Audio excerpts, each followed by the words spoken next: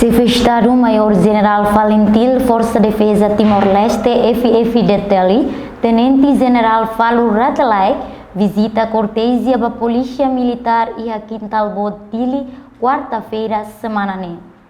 Programa visita oficial nebe halau husi Chefe Estado-Maior General Valentim Força Defesa Timor-Leste FFDTL Tenente General Falu Ratalai e a cada componente Força Armada a huqueda susiloron sanulu racing hitu fulan fevereiro tinang idane. Durante a visita e a unidade Polícia Militar Tenente General Falu Ratalai simumos preocupação de liu com a logística rotina no transporte. Hatamba preocupação hirakne Tenente General Falu Ratalai dehang identifica hutu ona com a preocupação hirakne hodi saiba poder político sira. Problema logístico não é problema meio sira.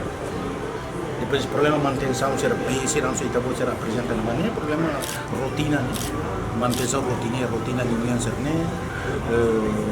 de transporte sira de iane ou só de linha para que euro não be política be abatimento de cidade ia ser amontoar be hawarete uma identificação para depois a minha hasaba poder político ou então vai haver equipamento de saída equipamento estado né para lugar be nossa se bele decide para carregar a sebatinho bela aumenta de show. Reportagem da Zaveira Dirce da Cruz Televisão Timor-Poste.